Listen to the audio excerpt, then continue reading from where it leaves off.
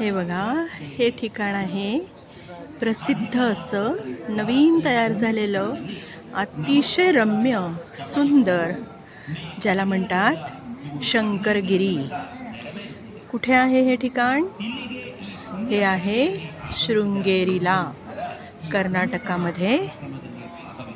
शृंगेरी जिथे आहे तिथेच हे ठिकाण आहे. आणि आम्ही या गिरीवर, या पर्वतावर आलेलो आहोत आणि असा सुंदर व्ह्यू आम्हाला बघायला मिळतोय. पूर्ण शृंगेरी दिसते बघा. त्याहून एक रमणीय गोष्ट, शंकराचार्यांचा भव्य दिव्य असा सुंदर पुतळा. हे बघा, अधिक मासामध्ये असं विलोभनीय दृश्य आपल्या सर्वांना बघायला मिळत आहे. हे आहे शृंगेरी, शंकरगिरी पर्वत. इथून पूर्ण शृंगेरी दिसतंय. घनदाट झाडी आहेत, अरण्यच जवळजवळ.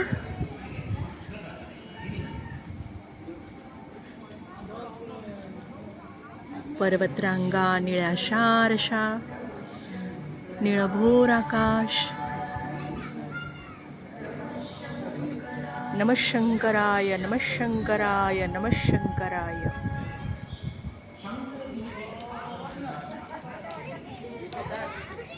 इथे यायला शृंगेरी बस स्टँडवरून ऑटो रिक्षाज मिळतात. त्या शंकरगिरी पर्वताच्या पायथ्याशी आणून सोडतात.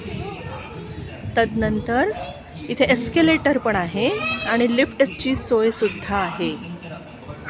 सुंदर असे एस्केलेटर आहेत.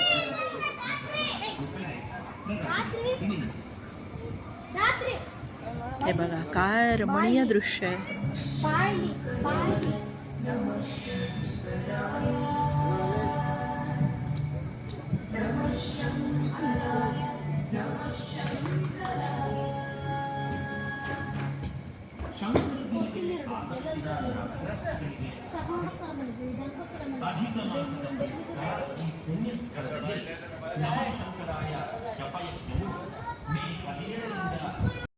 इथे असे विविध कक्ष सुद्धा केलेले आहेत.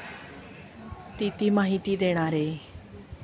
दक्षिणामनाय श्री शारदा पीठम, शृंगेरी, कर्नाटक.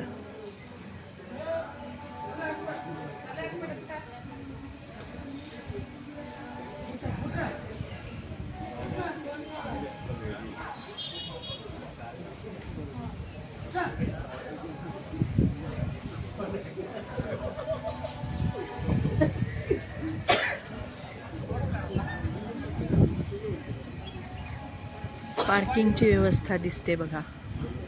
प्रायव्हेट व्हेकल्स येतात, ऑटो रिक्षाज येतात.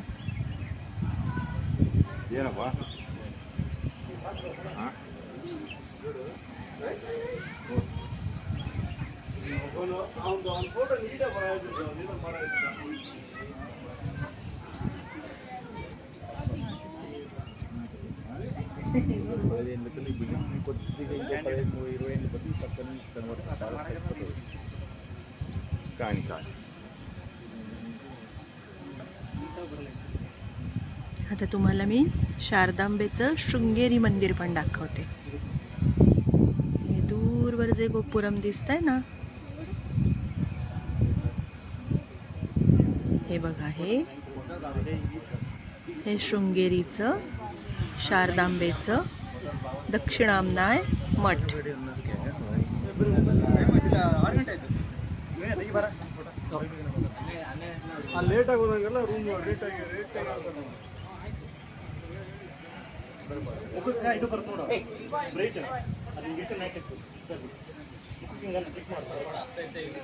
वेस्ट, मगाशी होती साऊथ.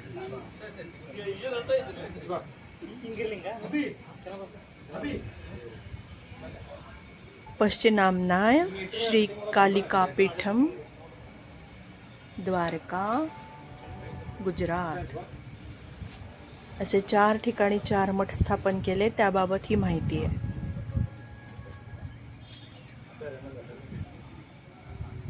किती सुंदर हिरवीगार पानं, बहरलेला वृक्ष, निसर्गरम्य असं दृश्य आहे. दूरवर पसरलेल्या पर्वतांच्या निळाशार रांगा आहेत.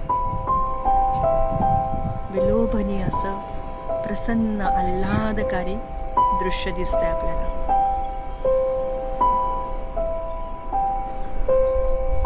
ही आहे लिफ्टची जागा.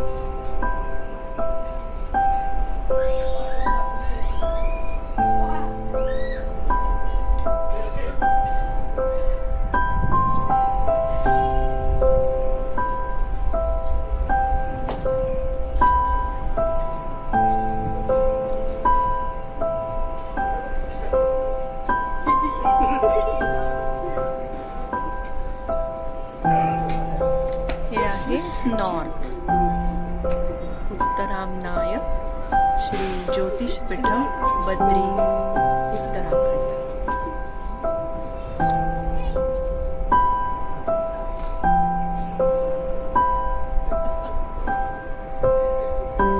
पुन्हा सुंदर निसर्ग.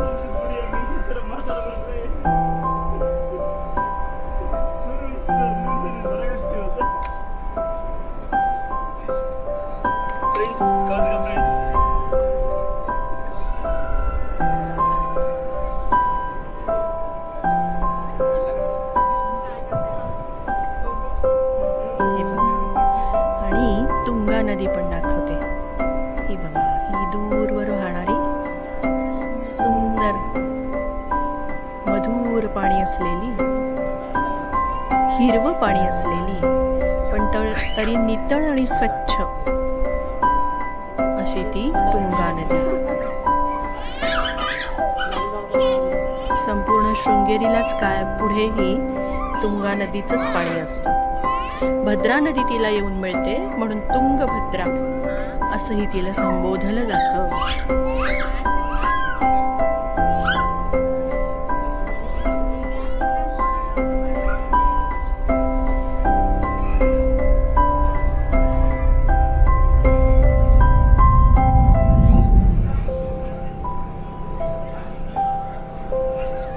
ईस्ट पूर्व नामनाय श्री गोवर्धन पीठम पुरी ओडिसा.